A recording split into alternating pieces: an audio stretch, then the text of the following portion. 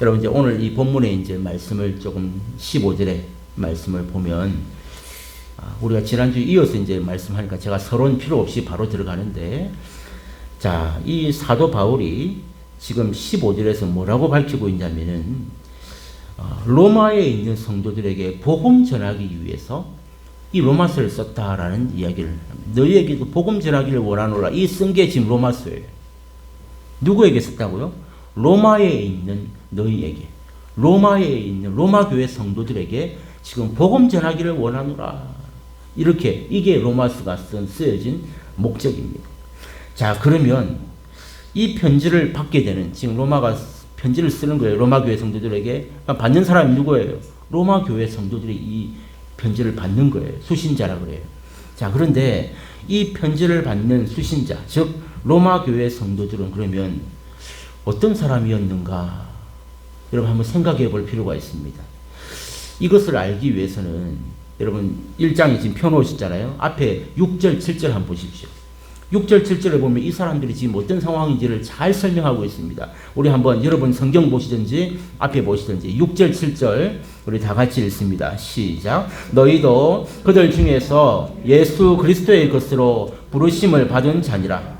로마에서 하나님의 사랑하심을 받고 성도로 부르심을 받은 모든 자에게 하나님 우리 아버지와 주 예수 그리스도로부터 은혜와 평강이 있기를 원하노라. 아멘. 이게 지금 바울이 이 서론에서 우리 나누지 않습니까? 이 말씀.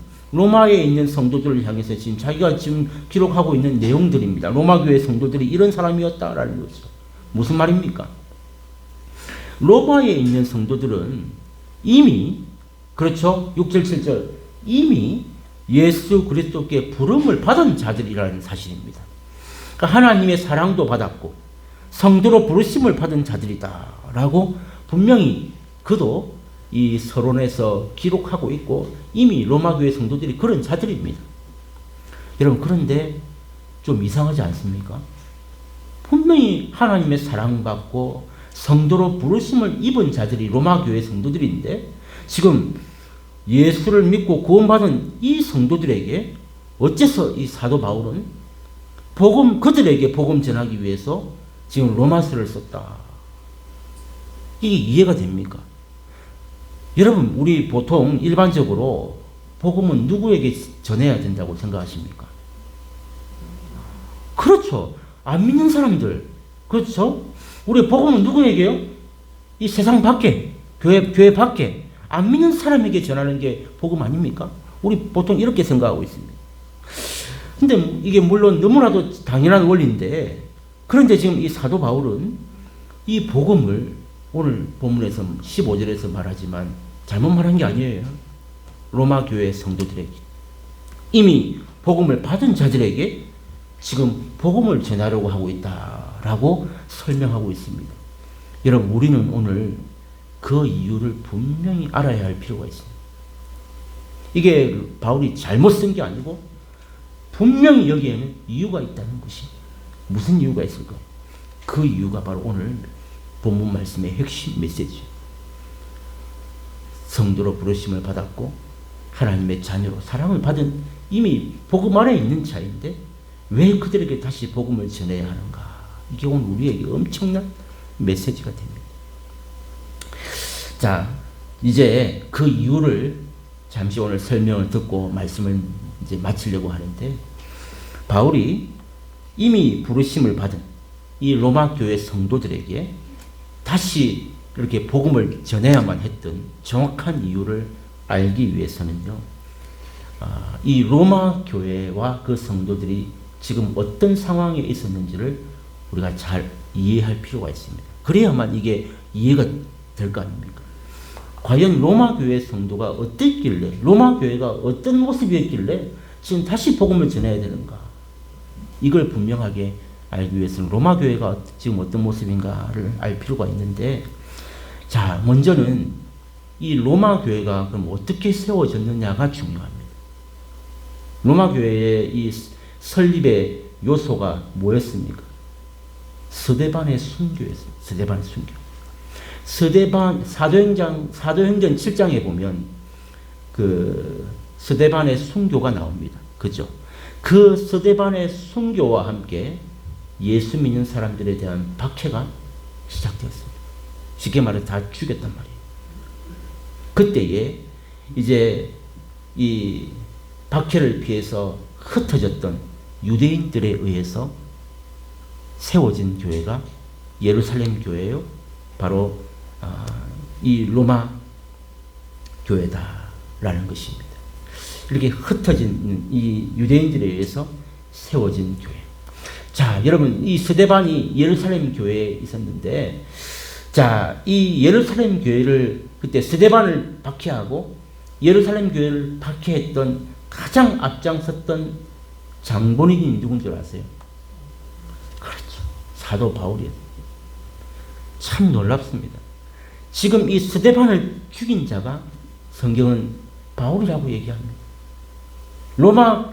예루살렘 교회를 가장 박해하고 핍박했던 장본인이 성경은 사도 바울이었다고 소개하고 있습니다.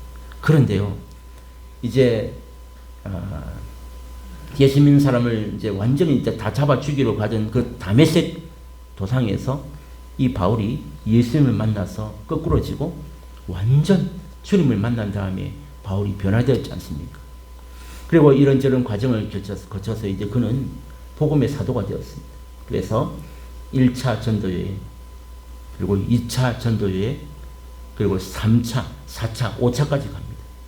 그런데 이제 이 3차 전도여행 중에 지금 고린도쯤에 있을 때에 거기에서 로마에 있는 이 성도들에게 편지를 보낸 이 시점입니다. 지금 이게 역사적으로 조금 1, 2, 3차의 어느 끝부분, 3차를 지나서 이제 4차에 로마에 가려고 했거든요.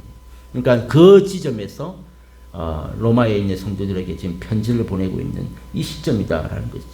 자, 제가 왜 이 시점을 굳이 말씀을 드리냐면 이게 바로 로마 교회에 대한 추측을 할 수 있는 기간이 되기 때문에 무슨 말이냐면은 이 사도 바울이 이제 로마서를 기록할 당시에 로마 교회는 이미 이제 그 박해로부터 시작해가지고 1, 2, 3차 전도 여행을 다 하고 편지를 쓰고 이런저런 기간을 다 예상해 보았을 때에 우리가 추측할 수 있는 건 뭐냐면 로마 교회가 세워진 지가 최소한 20년, 많게는 한 25년까지도 되었다라는 것이 정설입니다. 정설. 로마 교회가 세워진 지가 벌써 이제 한 20년에서 25년쯤 되었다. 이 시점이라는 뜻이에요. 그게 다른 말로 무슨 말이냐면은 초대교회 치고는 오래된 교회. 우리 이제 올해 10년이에요, 10년. 근데 우리보다 최소한 2배 이상, 20년에서 25년 정도 된 교회니까 이 개척교회 치고는 오래된 교회다 이 말이죠. 이해가 되셨죠? 지금 그게 로마 교회의 상황이었습니다. 자, 여러분, 초대교회 치고는 좀 오래된 교회였다. 어느 교회가요? 로마 교회. 그리고 그 성도들. 자, 여기가 핵심 포인트입니다. 자, 여러분, 교회가 이게 좀 오래되고 안정이 되면 당연히 숫자도 늘어납니다. 우리가 지금 코로나 때문에 지금 확 이렇게 반으로 줄어들었는데 2019년, 2020년 코로나 오기 전까지만 해도 정말 한 해 한 해 계속 조금씩 늘어났던 교회예요. 근데 이 코로나라고 하는 참 이런 상황을 맞이해서 이렇게 많이 이제 줄었지만 지금 이 로마 교회도 5년, 10년, 15년, 20년, 25년을 거치면서 이제 조금씩 확장되고 교회가 안정이 되고 커져 있는 그런 상황이었습니다. 자, 여러분, 교회가 좀 커지고 이렇게 안정이 되면 어떤 문제가 생길까요?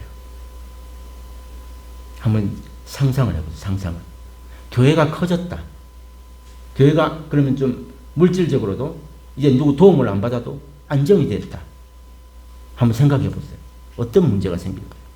여러분, 그러니까 로마 교회만 집중하지 마시고 이 문제를 우리 상황에 한번 딱 적용해 보세요. 우리 교회라고 한번 생각해 보세요. 우리 교회가 한 100명, 200명쯤 되고 뭐 물질에 대한 이제 구애가 없고 뭘 하려면 뭐 마음대로 할 수 있는 그런 교회가 됐다 칩시다. 우리 안에 어떤 문제가 발생할 것 같습니까? 이게 지금 로마 교회의 문제다라는 뜻입니다. 자, 여러분, 우리가 이 개척 처음에 2012년도 또 그랬지만 여러분 처음 예수 믿었을 때를 한번 생각해 보세요. 우리 처음 예수 믿었을 때, 진짜 처음 복음을 받았을 때 우리 어땠습니까? 그때는 복음을 듣고 진짜 뜨거운 구원과 감격이 있었습니다. 눈물이 있었고 은혜가 있었고 정말 내가 예수 믿은 것이 너무 귀하고 감사하고 정말 은혜가 철철 흘러 넘쳤던 때가 아마 여러분 다 그 처음 믿었을 때 아마 있었을 것입니다. 그런데 여러분, 이 복음이라는 것이 우리 안에서 이렇게 우리 받고 또 그 복음이 살아 움직이고 역사하면 우리가 날마다 변화되고 점점 더 주님을 닮아가고 인격도 성품도 우리의 모습이 계속해서 이렇게 변화되어 가는 것이 복음의 역사입니다. 이게 정상적인 복음의 역사입니다. 그런데 이렇게 복음이 살아 움직이고 우리가 변화되고 더 주님과 가까이 동행하며 가는 삶이 되어야 되는데 이렇게 세월이 흐르고 우리의 신앙의 연륜이 쌓이잖아요. 1년 믿고 2년 믿고 10년 믿고 20년 믿고 이렇게 신앙의 연륜이 쌓이면서 이게 참 안타깝지만 영적으로 오히려 무뎌지는 현상도 나타난다는 거예요.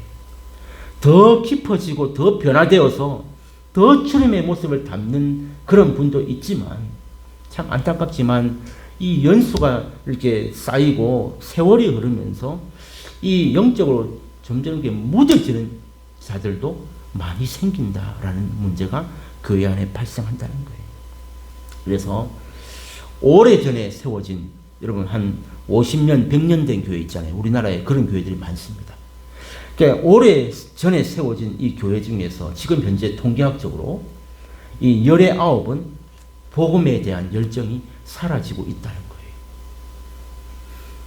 놀라운 사실입니다.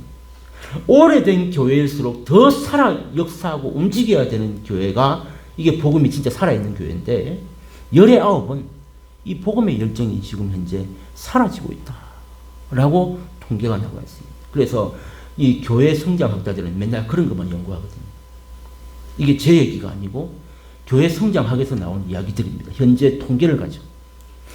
그러니까 여러분 메이저리그 보면 이번에 그 유현진 선수가 우리나라에서 지금 그래도 최고의 선수 아닙니까? 근데 작년에 토론토에서 1선발로 시작했는데 마칠 때는 너무 참 세상말로 쭈글스럽게 마쳤어요. 그래 1선발을 이 에이스라 그러는데 올해 2022년도에도 예상하기를 이제 유현진은 토론토의 1선발이라고 아무도 언론이 예상을 하지 않습니다. 왠 줄 아세요?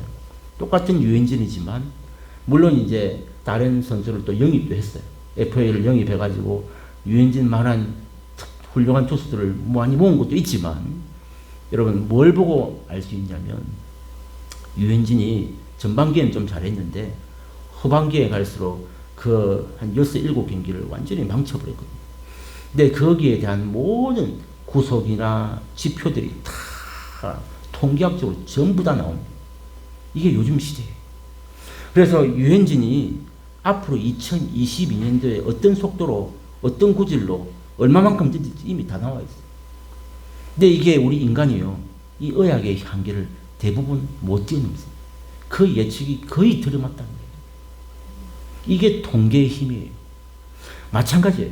지금 이 교회 성장학자들은 왜 이걸 연구하느냐. 너무 인위적 아니냐 하지만 아닙니다. 지금 교회가 흘러가고 있는 이 모습들을 수치로 대입해 보면 앞으로를 예측할 수 있다는 거예요. 너무너무 중요한 일을 하고 있는 분들인데 이 교회 성장학자들이요. 지금 오래된 교회를 뭐라 하냐면 전통교회라고 그럽니다.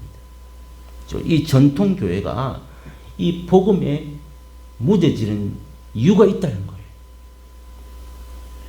50년, 100년 된 교회들이 더 복음이 타올라서 이 구령사업에 더 힘을 써야 되는데 왜 이렇게 무뎌지는가? 이 복음에 무뎌지는가? 그 이유를 찾아봤더니 이 교회 성장학자들이 뭐라고 하냐면 딱 두 가지 이유를 찾아냈습니다.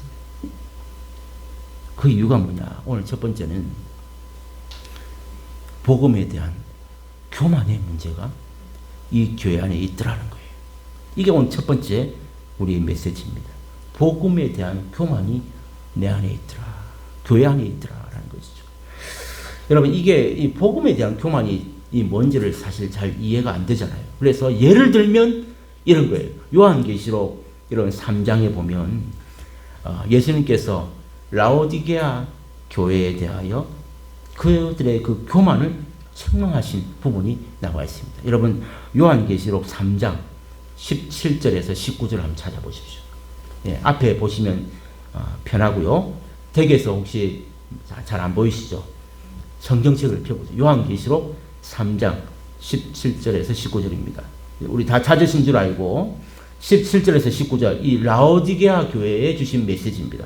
우리 다 같이 17절부터 읽습니다. 시작. 내가 말하기를 나는 부자라 부요하여 부족한 것이 없다 하나 내 공고한 것과 가련한 것과 가난한 것과 눈먼 것과 벌거벗은 것을 알지 못하는도다.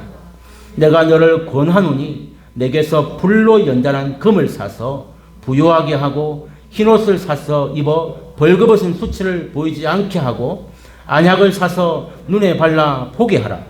무릇 내가 사랑하는 자를 책망하여 징계하노니 그러므로 내가 열심을 내라 회개하라. 이게 라오디게아 교회에 주신 교만에 대한 메시지였다는 사실이죠. 지금 이 라오디게아 교회가 차지도 않고 덥지도 않는 그 교회 기억나시죠? 그게 라오디게아 교회였습니다. 근데 이 교회의 문제점이 뭐냐면 우리는 부자라서 부족한 것이 없다고 말해요. 그러니까 사람들이 많이 모이고 여러분 사람이 많으면 돈이 많아요. 우리처럼 사람이 없으면 돈이 없어요. 이 교회도 똑같아요. 이 라오디게아 교회가 사람이 많다 보니까 돈이 많았단 말이에요. 부족한 것이 없어요, 교회가. 뭐든지 다 할 수 있어요. 부족한 것이 없다고 이렇게 말하지만, 근데 예수님이 보실 때 이 라오디게아 교회의 문제가 뭐였습니까? 그들에게 지금 안약을 사서 눈에 발라보라는 거예요. 지금 너희들의 모습이 어떠한지를 지금 안약 사서 눈에 한번 넣어봐라. 너희들의 그 영적으로 벌거벗은 수치, 너희들이 지금 옷 벌거벗고 있는 그 모습을 한번 봐라. 그리고 너희들의 그 곤고함과 너희들의 그 가난함을 한번 보라. 너희들이 지금 돈이 많아서 부자라고 할지 모르지만 영적으로 너희들의 그 가난한 모습을 한번 보라. 주님의 메시지. 우리는 지금 부자라서 정말 뭐 부족한 것이 없다고 이렇게 떠들고 있는 이 라오디게아 교회 성도들에게 예수님은 그들의 가난함을 보라 라고 말씀하셨잖아요. 이게 바로 이 복음에 대한 교만의 메시지. 무슨 말이냐면 여러분, 우리가 신앙생활을 이렇게 오래 하다 보면 우리 마음에 교만이 찾아오기가 쉽습니다. 어떤 교만이냐면은 제일 우리 마음속에 먼저 오는 교만이 뭐냐면 웬만한 설교 내용은 다 안다는 거예요. 여기서부터 이 교만이 발동을 합니다. 제가 여러분 이게 벌써 제 설교를 10년 전에 분이 계시잖아요. 웬만하면 다 알죠. 웬만하면 여기서부터 시작합니다. 웬만하면 설교의 내용 다 여러분들이 제 설교만 들었습니까? 지금까지 오면서 여러 목사님을 거쳐왔지 않습니까? 얼마나 많은 설교를 들었어요. 그리고 성경도 얼마나 많이 보고 극동방송도 CTS도 우리 요즘 틀기만 하면 목사님들 설교를 얼마나 많이 들을 수 있어요. 그러니까 제가 여러분 아무리 잘 지낸다고 이렇게 설교를 해보지만 사실 여러분 다 아는 얘기입니다. 제가 무슨 이단도 아니고 여기서 무슨 특별한 얘기를 할 수 있는 사람이 아니에요. 우리 다 알고 있는 얘기예요. 그러니까 여러분들도 지금까지 살아오면서 웬만한 어떤 좋다는 집회 또 부흥회 어떤 목사님 설교 다 들어보고 다 다녀봤지 않습니까?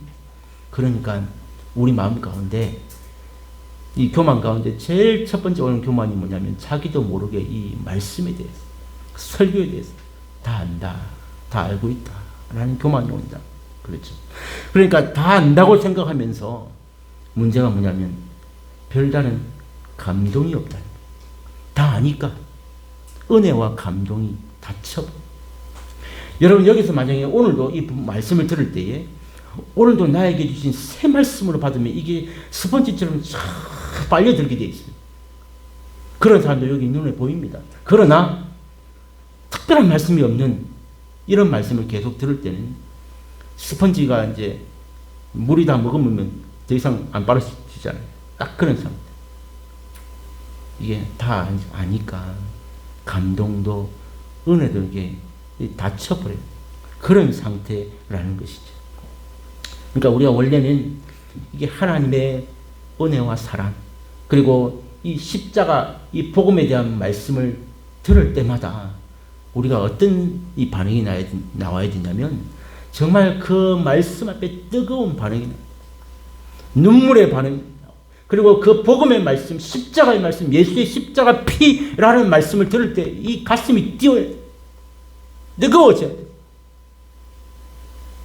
이게 정상인데 이게 이미 우리가 그 복음의 은혜를 경험한 지가 수십 년이 넘었잖아요. 그러다 보니까 그저 다 안다고 생각하는 거예요. 이미 우리가 다 경험했다. 나는 다 안다. 다 안다. 여러분 이게 이 교만이다 라는 사실. 복음에 대한 교만. 다 알고 있다.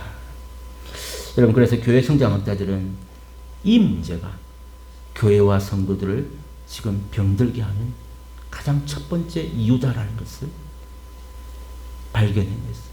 오래된 교회, 전통교회, 50년, 100년 된 교회들이 왜 이 복음에 대해서 자꾸 식냐?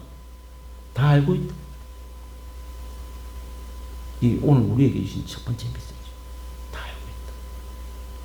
여러분 두 번째 문제는 뭐냐면 이 복음에 대한 불감증이죠. 돈이 똑같은 말이죠. 다 알고 있다는 이 교만을 넘어서 이제는 복음에 대한 불감증으로 넘어가더라. 이게 두 번째 그들이 발견한 원인입니다. 왜 복음이 자꾸 식느냐? 불감증이다. 여러분, 복음이 뭐예요? 복음이. 여러분, 복음은 무엇이 아니고 누구입니다. 누구? what이 아니고 who예요. who. 복음이 누구예요? 예수님 자체가 복음이에요. 그죠? 자, 그래서 이 복음이라는 말은 살아계신 주님을 날마다 만나는 이게 복음이에요. 여러분 복음 앞에 섰다는 말. 그리고 다시 복음으로 한 이 말은 우리가 날마다 늘 주님 앞에 서는 것. 그리고 그 주님을 만나는 것. 이게 진짜 복음 앞에 선 자의 모습이에요. 근데 복음에는 그래서 복음이 주님이시잖아요. 그러니까 이 복음을 자꾸 듣고 이 복음 안에 있으면 어떤 일이 벌어지냐면 우리가 복음을 들으면 들을수록 그래서 가슴이 뜨거워지게 됩니다. 그리고 이 복음 안에 살면 우리의 삶이 바뀌는 놀라운 능력이 이 복음 안에 있다는 것을 깨닫게 돼요. 놀라운 일입니다. 이 복음 안에 우리가 살면 내가 바뀐다니까. 내가 사람이 바뀌어요. 완전히 놀라운 일이 일어나는 거죠. 그런데 문제는 뭐냐면 이런 사람들도 있는데 지금 교회 안에는요 한 번도 이 복음 앞에 거꾸러진 적이 없는 그런 사람들도 존재하고 있다는 것이 이 교회 성장학자들이 이 교회, 오래된 교회의 문제점들 가운데 두 번째 메시지로 이 불감증이다. 이 얘기를 하면서 복음에 거꾸러지고 복음의 능력을 알고 복음의 변화를 받아서 우리의 삶이 바뀐 사람이 있는가 하면 그렇지 못한 자들도 이 교회 안에 존재하고 있더라라고 말씀하고 있다는 거죠. 어떤 사람들이냐면은 이 불감증에 사로잡혀 있는 사람들은 그들은 통회하는 마음으로 한 번도 주님 앞에 회개한 적이 없는 사람들도 많대요. 여러분 한번 잘 생각해 보세요. 정말 내가 주님 앞에 내 죄를 보고 정말 나의 부끄러움과 더러움을 놓고 주님 앞에 정말 통회하는 마음, 정말 주님 앞에 설 수 없는 그 부끄러움으로 통회하는 마음으로 그렇게 회개한 적도 없대요. 그런가 하면 정말 그 갈보리 언덕의 그 십자가, 주님의 그 모습을 보면서 그 예수님의 눈과 내 눈을 한 번도 마주쳐보지 못한 사람들도 많이 있다는 거예요. 이 복음을 이야기하면서 골고다 언덕에 그 십자가를 지고 내 죄를 위해서 십자가를 지고 올라가신 그 주님, 마지막 다 이루었다고 말씀하시기 전에 나를 바라보고 계신 그 주님과 내 이 눈빛이 한 번도 마주쳐 본 적이 없는 그런 사람들이 아직도 교회 안에 많이 있다는 거예요. 그러니까 그들은 이 주님이 이렇게 고난을, 그 골고다 언덕을 올라가시는 그 십자가 고난, 매를 맞는 고난, 모욕의 고난, 우리의 죄짐을 대신 져주신 그 고난에 대해서 이해가 안 되는 거예요. 주님을 만나본 적이 없고 이 복음에 대해 내 정말 통회하는 마음으로 회개해 본 적이 없는데 주님이 져주신 그 고난이 무슨 의미가 우리에게 다가오겠습니까? 고난의 의미가 무엇인지도 모르고, 또 주님 천국 가신 이후에 우리에게 보내주신 이 주님을 만나보지도 못했으니까 그 성령님이 우리에게 오셔서 역사해 주신 이 성령님의 강한 역사도 한 번도 맛본 적도 없는 무리들이 존재하고 있다라는 사실이죠. 그러니까 여러분, 이게 가능하냐? 가능하다는 얘기예요. 가능하다. 왜? 어떻게 하냐면 복음을 듣고 이해는 했단 말이에요. 여러분, 여기에 이 복음이 뭔지를 모르는 사람 아무도 안 계시고 복음의 원리가 뭔지를 모르는 분도 또 아무도 안 계십니다. 여기에 계신 분들 전부 다 복음이 뭔지를 다 이해하신 분들이에요. 그러니까 복음을 듣고 이해는 했지만 문제는 뭐예요? 주님을, 복음이신 주님을 인격적으로 만나지는 못했다는 거예요. 복음이 무슨 말인지는 다 알아요. 여기까지 다 안단 말이죠. 근데 그 복음이신 실체이신 주님을 내가 인격적으로 정말 만나보지 못했기 때문에 그 결과가 무엇일까요? 그 결과가 가장 무서운 병, 바로 이 불감증이라는 거예요. 불감증. 이유가 거기 있었다. 여러분, 불감증이 뭔 줄 아세요? 못 느끼는 병이에요. 못 느끼는 병. 이게 불감증이라고 해요. 느낄 감, 예? 아니 불, 아시겠죠? 못 느끼는, 뭘 쳐도 못 느끼는 병. 이게 불감증이다. 가장 무서운 병이다. 라고 이 교회 성장학자들은 이야기하고 있습니다. 여러분, 이 불감증에 걸리면 어떤 문제가 생길까요? 첫 번째는 다 안다고 생각하는 교만이 우리가 복음이 약해지는 이유였죠. 두 번째는요, 이 불감증. 이 불감증이 우리에게 만약에 오래된 교회나 우리 교회에 있으면 이 무슨 문제가 생기냐면은, 교회는 오래 다녔는데 이 복음의 감격과 그 능력을 전혀 못 느낀다는 이 문제가 발생하게 된다. 교회는 오래 다니잖아요. 그런데 복음에 대해서 못 느껴요. 감격도 능력도 못 느낀다. 못 느껴요. 그래서 아까 그랬죠. 복음 안에는 능력이 있다. 어떤 변화? 어떤 능력? 우리가 바뀌는, 변화되는 능력. 이게 복음의 핵심이에요. 그래서 여러분, 복음 안에 있으면 날마다 새롭게 돼요. 날마다 바뀌는 게, 여러분, 우물 안에 뭐 정체된 그 어떤 우물 안에 갇혀 있는 게 아니고, 복음은 늘 새로워져요. 늘 바뀌어야 돼요. 늘 주님을 더 닮아가는, 이게 정상적인 복음인데 이걸 못 느끼다 보니까 이 근본적인 삶에 변화가 일어나지 않는 거예요. 교회는 다니는데. 그래서 어떤 모습이 되냐면, 내가 처음 교회 나왔을 때 그 모습과 10년, 20년 믿은 지금 내 모습이 똑같다는 거예요. 복음은 이해는 했는데 진짜 복음이신 주님을 이렇게 한 번도 인격적으로 만나보지 못했기 때문에 이 문제가 어디까지 가느냐면 아무런 변화를 경험해보지를 못한다라는 것입니다. 그 대표적인 예가 뭔 줄 아세요? 여러분, 진짜 복음으로 바로 받아들인 가정과 그렇지 못한 가정의 차이가 있어요. 이 불감증 때문에 전혀 10년 전이나 20년 전이나 지금이나 똑같은 모습이 되는데, 그 대표적인 예가 뭐냐면 부부관계. 부부관계. 무슨 뜻이냐면, 예수 처음 믿을 때나 이 한평생 예수 믿은 지금이나 그 남편은 늘 그 남편, 그 아내는 늘 그 아내. 만약에 그런 가정이 있다면 큰 문제입니다. 그 남편도 그 아내도 복음 안에 바로 서 있다면 분명히 예수님을 닮은 더 좋은 모습으로 뭐가 바뀌어도 바뀌었어요. 근데 이게 안 바뀌고 그 남편이 그 남편이고 한평생 그 아내가 그 아내다. 이게 교회 안에 있는 문제들입니다. 그리고 늘 그 부모가 그 부모예요. 부모가 먼저 바뀌어서 자녀에게 선한 영향력으로, 거룩한 영향력으로, 복음의 뜨거운 모습, 이게 이 복음이 부어졌다면 그 자녀들도 당연히 바뀌었겠죠. 그런데 부모가 늘 그 부모니까 자녀도 늘 그 자녀. 이런 문제들이 교회 안에 발생한다. 아무런 변화가, 예수를 수십 년을 믿었는데 똑같이 믿고 있어요. 이게 불감증이에요, 불감증.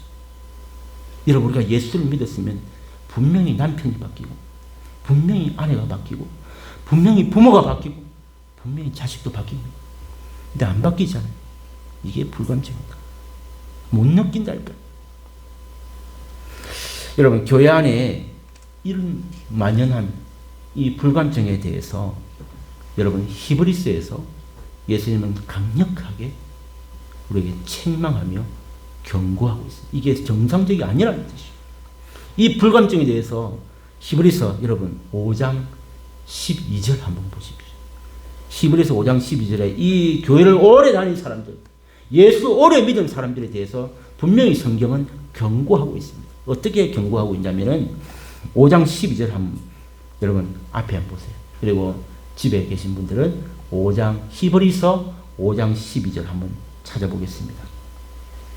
우리 다 같이 읽습니다. 시작. 때가 오래되었으므로 너희가 마땅히 선생이 되었을 터인데 너희가 다시 하나님의 말씀의 초보에 대하여 누구에게 가르침을 받아야 할 처지이니 단단한 음식은 못 먹고 젖이나 먹어야 할 자가 되었도다. 아멘. 여러분, 이 말씀을 때가 오래됐다는 말이 교회 오래 다녔다는 얘기예요. 예수 오래 믿었다는 얘기예요. 때가 오래됐어요. 그런데 지금 이 상황을 보니까 예수 오래 믿고 교회 오래 다녔으면 어떤 상황이 됩니까? 선생이 되었다는, 직분을 해도 권사 장로가 되었어야 될 사람들이 이 말이에요. 선생이 되었어야 될 터인데 어찌 됐다고? 너희가 다시 하나님의 말씀의 초보에 대하여, 초보가 뭐예요? 기초. 지금 다시 하나님의 말씀의 그 기초에 대해서 누군가에게 가르침을 받아야 할 처지가 됐다는. 누구야? 교회 오래된 사람. 예수 오래 믿었다는 사람이 선생된 건 고사하고 말씀의 기초에 대해서 누군가에게 가르침을 받아야 할 처지가 됐다. 그 사람들을 맨 밑에 보세요. 그 사람들을 표현하기를 단단한 음식은 못 먹고 젖이나 먹어야 할 자가 되었다. 이걸 여러분 성경책 보시면 13절에 뭐라 되어 있습니까? 어린아이다. 이렇게 표현하고 있습니다. 어린아이. 오래 믿었는데, 교회 오래 다녔는데, 이게 자라나고, 성장하고, 변화되고, 열매를 맺는, 이건 고사하고, 말씀의 초보에 대해서, 기초에 대해서 지금 다른 사람한테 또 다시 배워야 돼요. 그런 자가 돼요.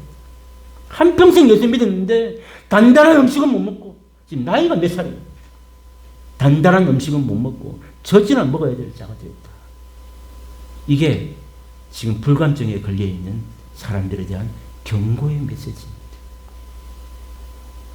예수님을 믿은 지, 교회 다닌 지 오랜 시간이 지났지만 여러분 이렇게 복음의 능력을 경험하지 못하고 진짜 복음이신 그 예수님을 인격적으로 만나지 못한 사람들은 이게 이 보통 문제가 아니에요. 단단한 음식은 못 먹고 젖이나 먹어야 할 그런 처지라고 설명하잖아요. 여러분 이렇게 복음을 이렇게 머리로만 이해하고 삶에서 가슴에서 우리 마음에서 뜨겁게 반응하지 못하는 이런 불감증에 걸린 사람들이 있다고 이렇게 성경은 책망하고 있다는 것이죠. 여러분 어디에 있다고요? 교회 안에. 지금 이 로마서를 누구에게 쓴 거예요? 교회 밖에? 아니에요. 오늘 이 책망이 누구에게 한 거예요? 오래된 교회 다니는 사람들이라는 거예요. 여러분, 이 원리를 우리가 잘 이해해야 돼요. 로마서는 예수 안 믿는 사람들에게 쓴 책이 아니에요. 예수 믿는 사람에게 쓴 책. 오늘 이 교회 오래 다니는 사람들, 예수 오래 믿었다고 생각하는 사람들에게 주신 경고입니다. 이게 혹시 너희의 모습은 아니냐라고 오늘 묻고 있는 너무너무 중요한 메시지라는 사실입니다. 우리 이제 10살이라고 여러분 별거 아니라고 생각하면 안 됩니다. 세월이 얼마나 빠른지. 우리 애들이 내년에 이제 올해 6학년이 돼요. 그리고 이 양산에 와서 난 저 꼬맹이가 이제 3학년이 됩니다. 저는 한 해 한 해 너무 겁나요. 뭔 애들이 이렇게 빨리 자라는지. 제 늙어가는 건 제가 올해 이제 40대 마지막이잖아요. 야, 참, 제가 늙어가는 걸 모르고 우리 애들 크는 것만 걱정이 됐는데 세월이 이렇게 빨라요. 제가 30대 마지막에 여기 있었습니다. 근데 이제 올해 40대 마지막이 됐어요. 참, 이 세월이 어떻게 가는지 저는 이해할 수가 없어요. 이렇게 제가 빠르게 간 세월은 처음 봤어요. 제 평생. 이 10년이. 자, 아무튼 저는 여러분 오늘 이 말씀을 보면서 이 복음에 대한 교만, 그리고 이 복음에 대한 이 불감증, 여러분 이런 문제들을 저는 이 목회 현장에서 종종 보게 됩니다. 여러분 강제상에서 제가 오늘 여러분들 다 이렇게 참 집중해서 이렇게 말씀을 다 잘 들어주시니까 너무너무 감사해요. 그런데 어떨 때는 여러분 어떤 모습이 있냐면 저 사실 여기 여러분도 여기 서면 다 보입니다. 근데 어떨 때는요 제가 여기서 어떤 말씀의 주제에 따라서 리더십이나 어떤 우리 삶의 어떤 지혜에 관련된 그런 메시지가 나갈 날이 있어요. 그러니까 꼭 복음이라기보다는 어떤 이 말씀 자체가 리더십, 그러니까 우리가 어떤 받아 적어서 써먹기 좋은 그런 내용을 설교할 날도 혹 있었습니다. 여러분 그럴 때는요 여기 계신 분들이 남녀노소 불문하고 눈빛이 반짝반짝. 그런데 여러분 이 성도들이 놀랍게도 십자가 이야기만 꺼내면, 복음 이야기만 꺼내면 눈을 감고 졸고 이게 잘 듣지 않습니다. 이게 그럴 때가 있어요. 여러분 이 왜 그럴까요? 다 아니까 그런 거예요. 다 아니까. 이게 문제예요. 다 아니까.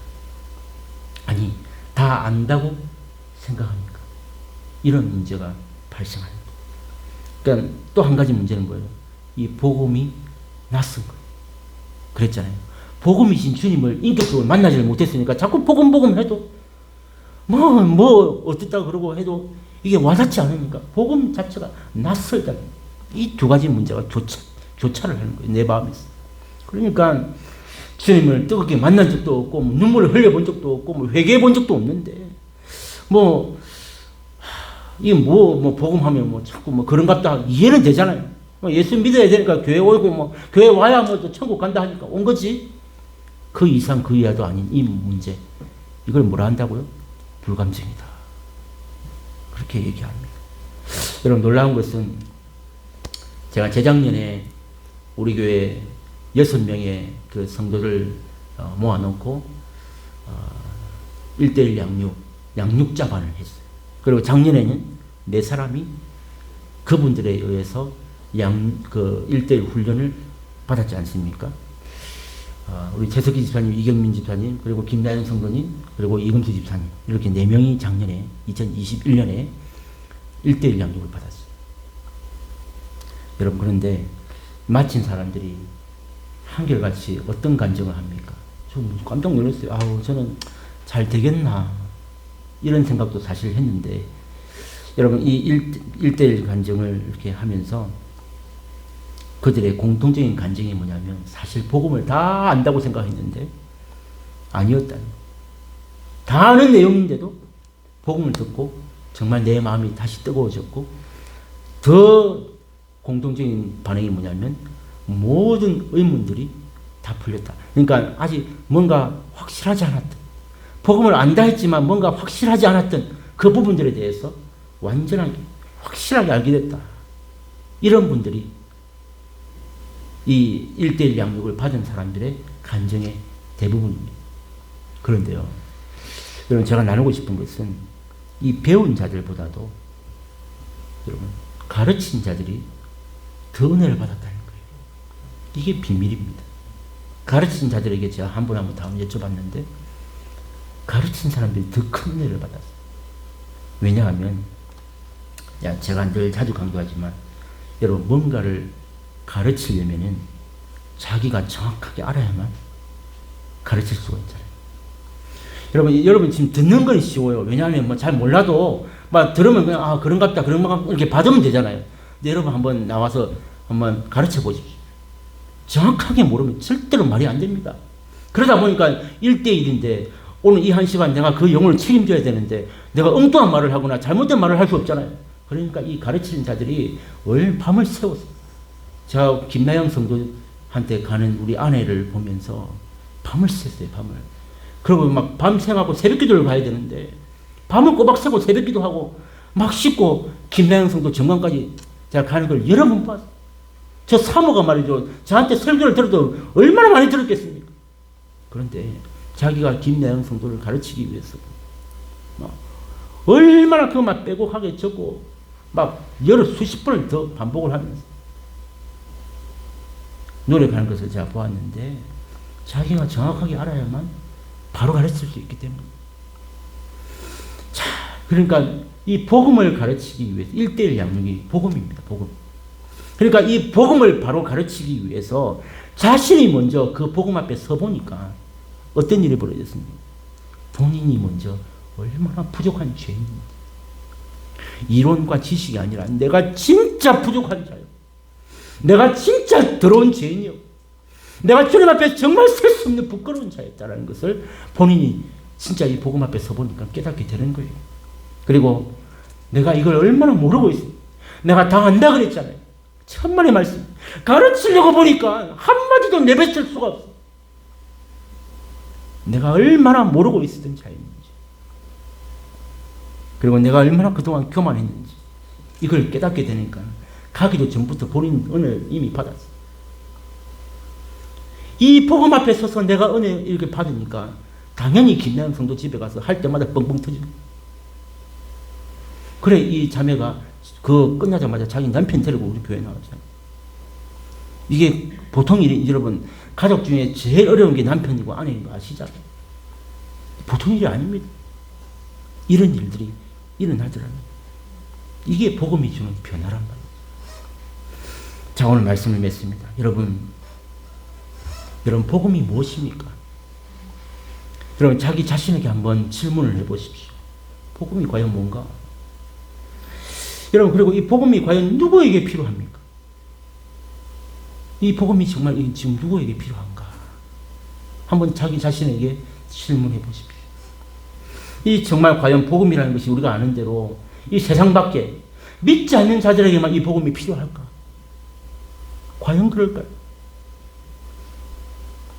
이 복음이 한두 번 들으면 실증날 그런 따분한 이야기인가? 또 복음, 정말 그럴 가치밖에 안 되는 복음일까? 그럼 한번 생각해 보세요. 지금 이 시간 이 복음을 그러면 다시 들어야 할 이유가 무엇입니까?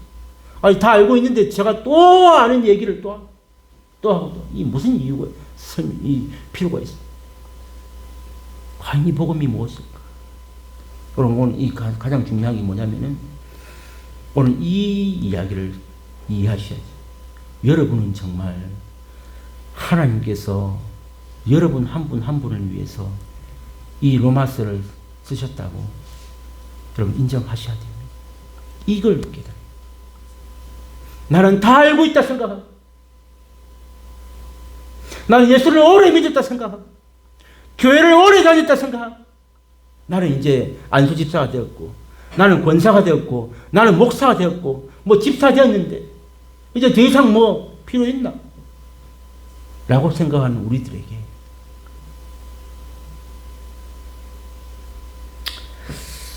오늘 이 로마서를 주셨다라는 사실, 이것을 인정할 수 있어야 한다는 사실. 우리는 모두 이 복음을 다시 들어야 할 필요가 있는 자들이다라는 사실. 이게 우리고 이게 로마에 있는 성도들의 모습이었다라는 것을 보여주고 있다는 거예요. 여러분 1장 오늘 16, 15, 16, 17 아직 다 안 했는데 그 전에 오기까지 우리 서로 나눴잖아요. 여러분 로마에 있는 성도들 절대로 약한 사람들 아닙니다. 아시죠? 로마에 있는 성도들요 믿음이 약하지 않았습니다. 뭐라고 표현하고 있습니까? 오늘 우리 방금 봤잖아요. 6절 7절 하나님의 사랑하심을 입었다 그래요. 그리고 부르심을 입었다 그래요. 그리고 믿음에 대한 좋은 소문 들었다고 했잖아요. 이게 로마교회 성도들입니다. 그들이 신앙생활 잘하고 있었어요. 교회가 확장되고 교회가 커지고 정말 자기가 할 일을 다 하고 살았어요. 뭐 못하면서 청명받은 게 아닙니다. 그런데 하나님은 오늘 이 바울을 들어 쓰셔가지고 그들에게 다시 복음을 들으라고 전해야 한다고 말씀하고 있다는 것이죠. 왜일까요? 여러분 오늘 뭐라고요? 교만과 불감증. 다음 주에는 더 다른 이유를 또 나누고 싶습니다. 이 본문 여러분 1장 15절 16절 17절은 로마서 전체의 핵심입니다. 오늘까지 여러분 로마서만 벌써 7번째입니다. 1장에서. 근데 제가 이걸 여러분 지겨운지 알지만 포기할 수가 없는 게 이 안에 얼마나 많은 이 진수가 담겨 있는데 이걸 모르고 여러분 그냥 저 2장 3장 빨리 넘어가면 저도 편하죠. 근데 그게 아니에요. 지금 우리가 알고 있다고 생각하는 것 자체를 내려놓으셔야 돼요. 내 안에 지금 느끼지 못하는 이 복음의 감격, 이미 사라진 눈물, 회개, 정말 그 주님 감격, 이게 다시 회복되어야만 복음 앞에 서 있는 우리의 모습이다라는 사실을 기억하면서 여러분 오늘 우리는 어떻습니까? 이 복음 다 압니다. 더 이상 배울 게 없다. 들을 게 없다. 여러분 이렇게 생각하시면 안 됩니다. 복음을 평생 들었는데 혹시 아직도 우리 마음 가운데 아무런 감정이 없는 분은 안 계십니까? 저는 이게 걱정이에요. 여기 지금 나이가 많고 죽고를 떠나서 복음이라는 말을 계속 듣고 살았는데 아직도 이 복음의 이 단어 앞에 복음이신 주님 앞에 내 어떤 마음도 감정도 뜨거움도 눈물도 이 아무런 느낌이 없는 분 혹시 안 계십니까? 여러분 오늘 그런 분들에게 성령께서 복음의 은혜를 부어주시기를 주님의 이름으로 축복합니다. 여러분 이게 하나님의 은혜예요. 복음이라고 말만 들어도 눈물이 나고 감사가 나고 다시 내가 복음 앞에 서 있는 이 모습이 되어야만 우리가 진정한 복음 앞에 서 있는 회복된 모습이라는 사실을 기억하면서 오늘 이제 이 로마서를 통해서 분명한 복음의 감격과 이 복음의 이 능력을 나도 경험하게 되기를 원합니다. 라는 이 사모함이 우리 가운데 가득한 이 사모함을 달라고 기도하는 우리 모든 성도들이 다 되시기를 주님의 이름으로 축복합니다. 주신 말씀 생각하면서